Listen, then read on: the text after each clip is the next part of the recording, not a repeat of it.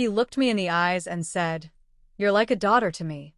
Then he waited until my husband was gone. Waited until I was broken. Until the nights got longer, and the silence got heavier. Until I was alone in that house.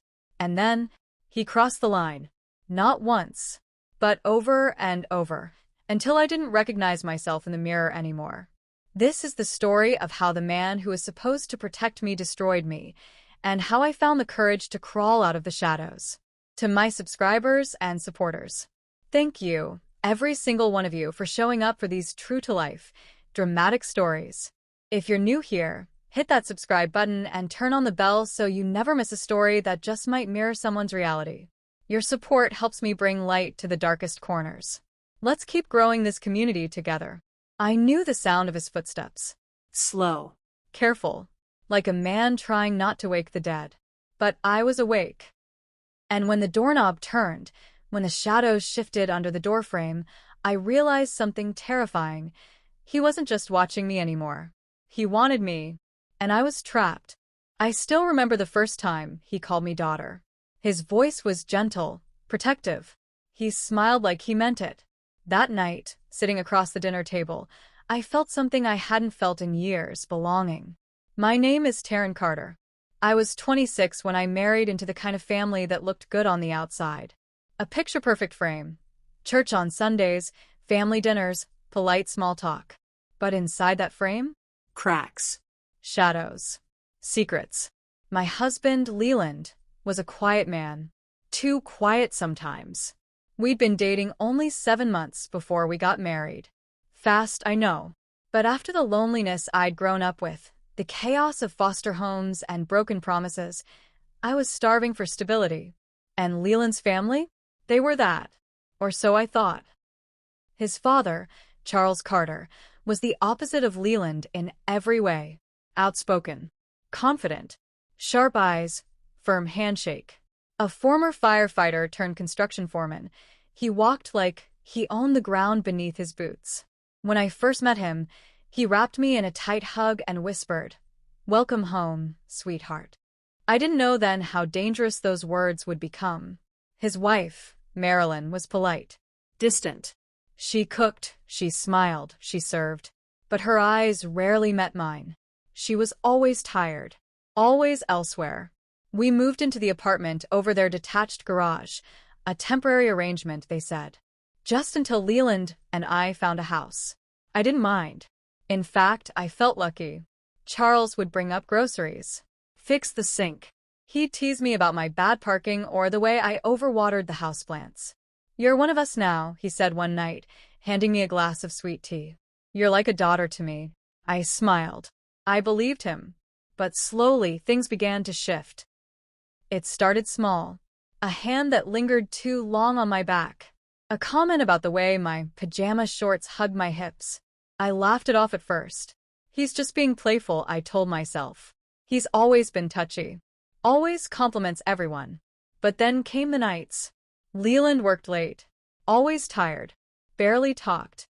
Sometimes he fell asleep on the couch with the TV remote still in his hand. I tried everything, cooking, dressing up, even leaving little notes in his lunch. But he drifted further and further away. That's when Charles began coming by more. "Just checking in on my girl," he'd say. Sometimes he'd bring food. Sometimes he'd fix something that wasn't broken. Sometimes he'd sit too close, his knee brushing mine. I remember one night it was late, past 10. Leland hadn't come home yet. I was folding laundry in the living room when I heard a knock. It was Charles. "You shouldn't be here," I whispered. "Leland's not home." He looked at me, his eyes slower than they should have been. "I'm not here for Leland." He stepped inside. My breath caught in my throat. He didn't touch me. Not that night. But his presence filled the room like smoke. Thick. Uncomfortable. Suffocating. When he left, I locked the door behind him and leaned against it, heart pounding, skin prickled with unease. I told myself I was imagining things, that I was overreacting. But it kept happening. The subtle looks. The pressure in his stare. The compliments that curled under my skin like worms. I began wearing sweaters even in the heat. I avoided being alone.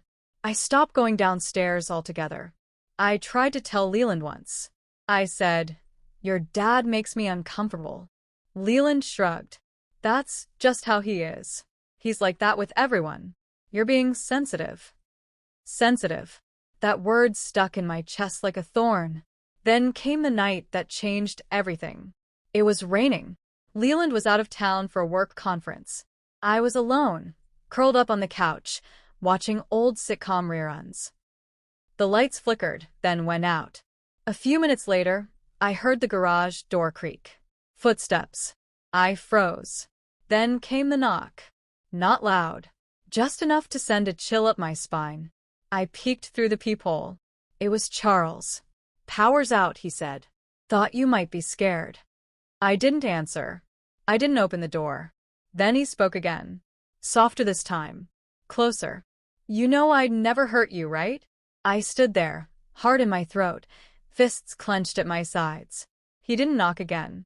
Just stood there for a long moment. Then finally I heard him walk away.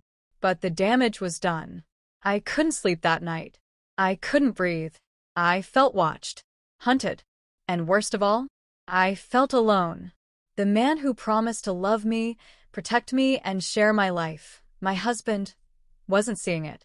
Wasn't seeing me. And the man who called me daughter? He was slowly tightening the grip around my life, like a vice. I didn't know it yet, but this was just the beginning. A storm was coming. And I was already drowning. After that night, nothing felt the same. I stopped going outside alone. I double-checked the locks, sometimes 3 for times. My hands would shake when I passed by the garage window.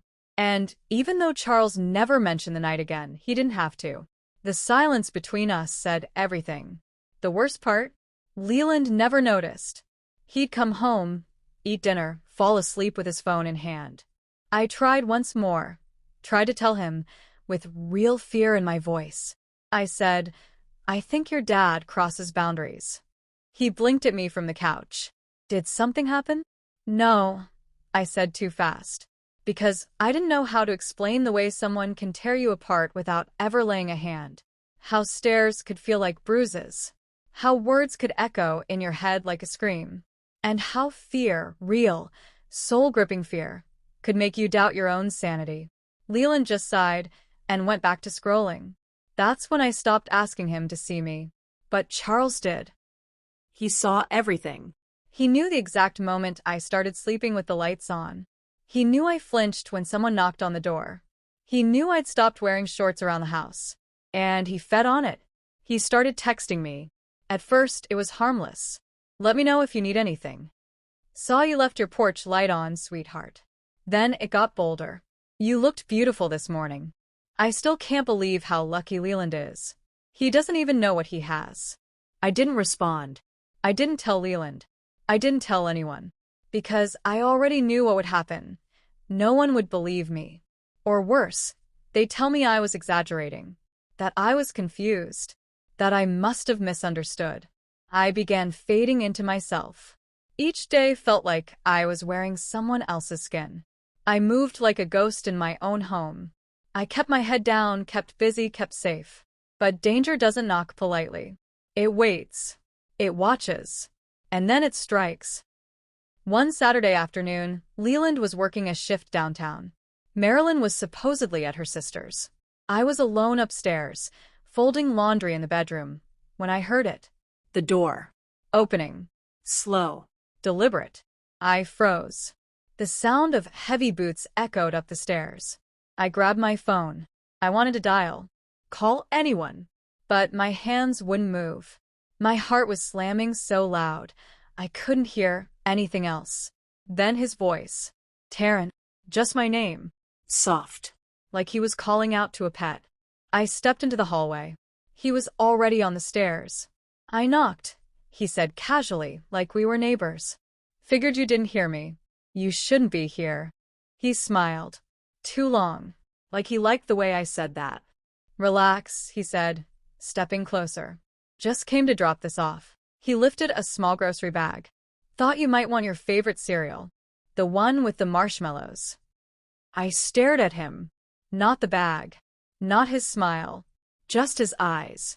Because they weren't warm anymore. They were hungry. I backed away. You can leave it by the door. Don't be like that, Taryn. His voice dropped, low, familiar, full of fake sympathy. I know what you're going through. I see it. Leland doesn't look at you. Doesn't touch you. He's not there for you. He stepped into the bedroom.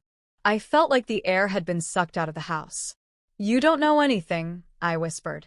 Oh, but I do, he said. I watch you cry when he leaves. I hear the silence after he slams the door. I see you, Taryn, and I would never treat you that way. Get out. He tilted his head, like I'd hurt his feelings. I care about you. More than he does. I always have. Get out. He didn't flinch, just stared. Then, like flipping a switch, he smiled again. That same calm, fake smile he used in front of the neighbors. I'll let you cool off, he said. But you and I both know this, whatever it is between us, it's already happened. Even if you won't say it. And just like that, he left. I sank to the floor, my body shaking so violently I could barely breathe. And that's when I realized something worse than fear. I had nowhere to run. This wasn't a stranger I could report. This wasn't a man I could block or escape. This was Leland's father. This was the man everyone in town respected. The one who helped build the local shelter. The one with friends on the police force. The one whose picture hung in City Hall. No one would believe me. And deep down, I wondered if Leland would even care. That night, I looked at myself in the mirror and didn't recognize the girl staring back. My eyes were hollow. My skin looked thinner. My voice, when I tried to speak, was gone. He said I was like family. But he'd already crossed the line. And now? There was no going back. I didn't sleep that night. Every creak in the walls, every rustle of the wind made my skin crawl. I locked the bedroom door and wedged a chair beneath the handle. It didn't make me feel safe, but at least it made me feel less helpless. I lay there in bed with my eyes open, the ceiling above me a blur. Leland slept soundly beside me. I thought about waking him, about whispering the truth, about begging him to believe me. But I couldn't. I'd tried once already, and he brushed it off like a leaf on his sleeve. If I told him now, if I told him what his father had said, the way he stood in our bedroom like it belonged to him, I wasn't sure what Leland would do. Or worse, what he wouldn't. The silence grew louder in my chest. By morning, I was a shell of myself. I walked through the house like a shadow, barely speaking, barely breathing. And somehow, that only made Charles bolder. The next day, he came by again. I watched through the kitchen window as he stood on the porch with a plastic bag of oranges. Oranges. Like nothing had happened. I didn't answer the door.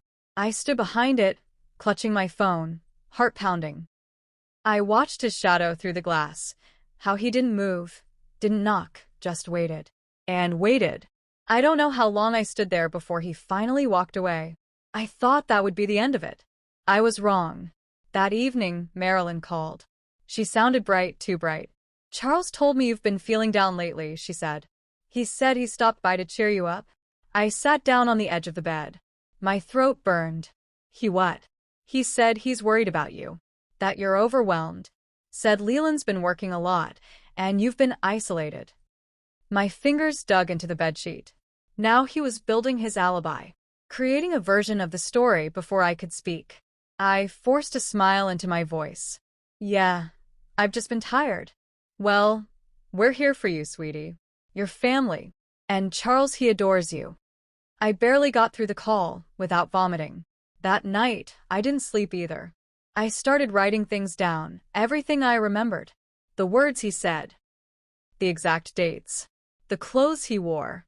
Where he stood in the room. I don't know why. Maybe I needed proof.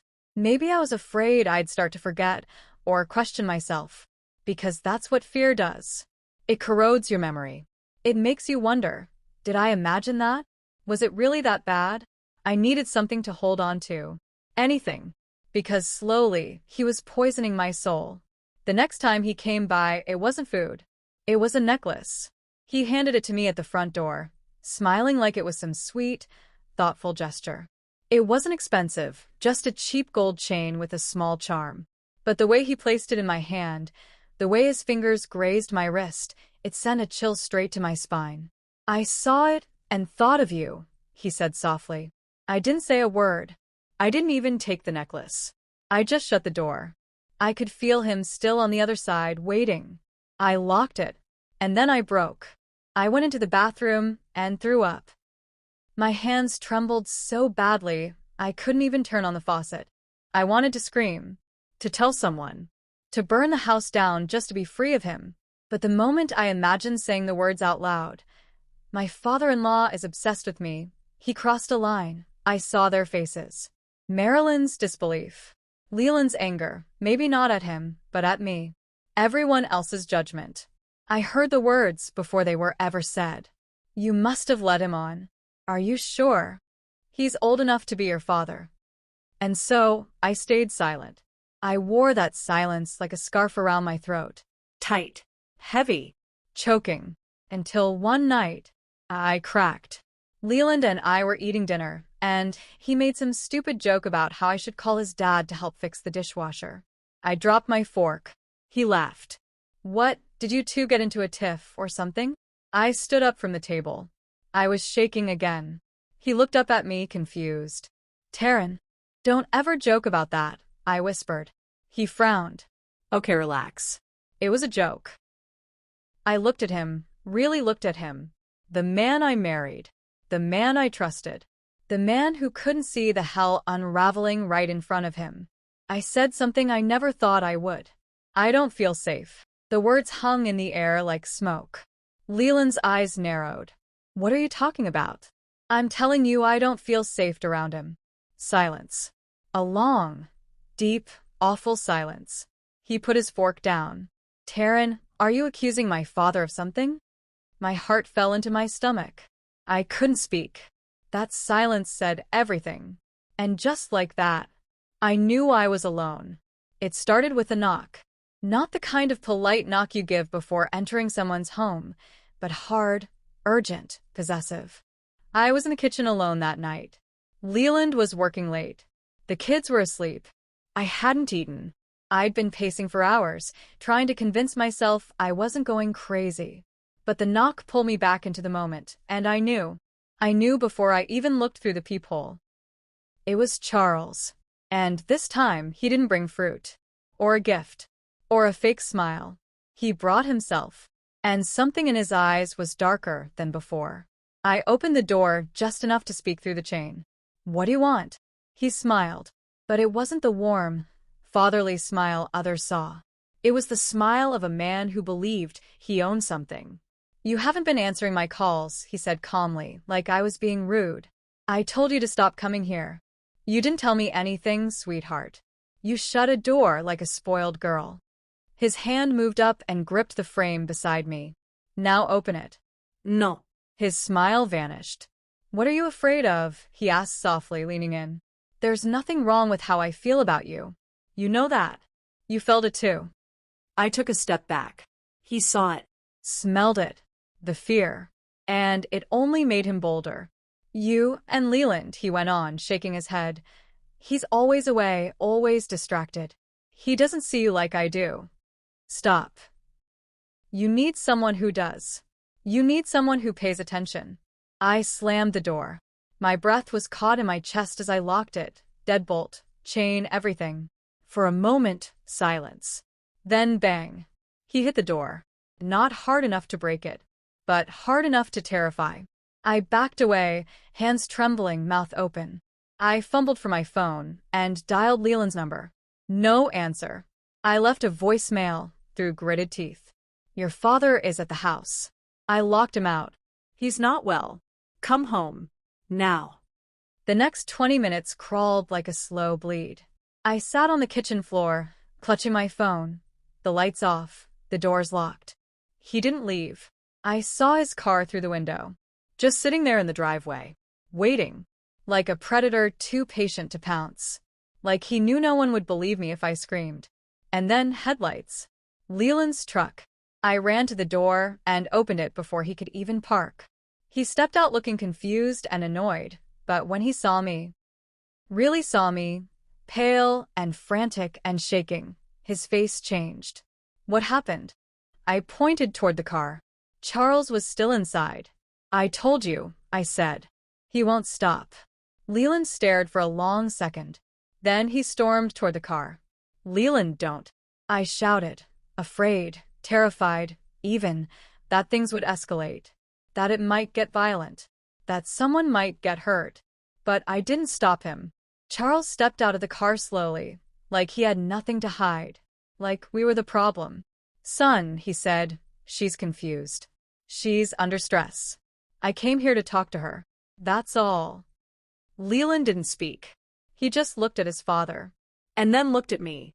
Something cracked between us in that moment. Not because he didn't believe me, but because he did. He saw what I'd been saying. He saw it on Charles's face, in his posture, in the way he tried to minimize the truth like it was a mess he could just sweep away. You're not coming here again, Leland said coldly. Charles stiffened. I'm your father. And she's my wife. You're making a mistake, son. Leland didn't flinch. Go home. And don't ever come back. Charles glared at me, just for a second. That look, it wasn't just anger. It was hate. A wounded predator, losing his grip on prey. And in that second, I knew what I always feared was true. He wanted me. And when he couldn't have me, he wanted to ruin me. He drove off. Leland didn't say anything for a while. He just stood there, watching the car disappear into the night. When we went back inside, the silence between us was louder than anything Charles had said.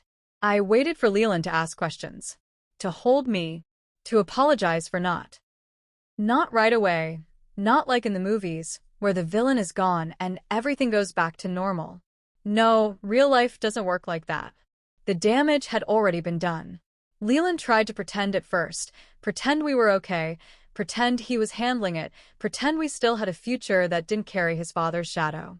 But in every quiet moment, in every glance between us, the weight of what happened still lingered. It was in the way he looked at me, like he saw the betrayal, even though I'd done nothing wrong. It was in the way I couldn't let him touch me anymore, not without remembering the way his father's eyes used to linger. It was in the way we stopped laughing together, stopped talking, stopped trusting. A week later, Leland confronted his mother. She didn't believe it. Of course she didn't. He's your father, Leland. He loves you. He tried to touch my wife. Don't say that. Don't lie like that. She looked at me like I had ruined everything. Like I was the seductress, the manipulator, the one who had poisoned her perfect little family. I didn't cry in front of her. I wouldn't give her the satisfaction. But when Leland and I got home, I broke. I fell to the kitchen floor and sobbed into my hands. I didn't ask for this. I kept saying, I didn't do anything wrong. And Leland sat there, quiet, guilty, ashamed, not because he blamed me, but because he didn't stop it sooner. And neither of us knew how to move forward. That winter, Charles was hospitalized. A minor stroke, not life-threatening, but enough to shake the family. Leland visited him once. When he came home, I asked him what happened. He just shrugged and said he doesn't remember anything. Convenient. I wanted to scream. I wanted to rip every picture of that man off our walls. Instead, I walked into our bedroom, opened the closet, and began packing. Leland stood in the doorway, silent. You're leaving? He asked. I have to. He looked down, then back at me. For how long? I didn't have an answer. Because I didn't know if I'd ever come back. Not because I didn't love Leland, but because loving him meant sharing air with a ghost I couldn't forget. A man who crossed every line. A man who was family, until he wasn't. It's been 2 years now. I moved to a different city, started over. I work part-time, I raise my kids, I go to therapy. The nightmares don't visit me as often anymore. Leland and I still talk. He comes to see the kids once a month. We're civil, gentle, careful, but he knows I'll never go back. Because some wounds never fully heal. And because when a man tells you you're like family, and then touches you like a stranger with no soul, something in you dies. And no one, not even the one who loves you, can bring it back. That's the end.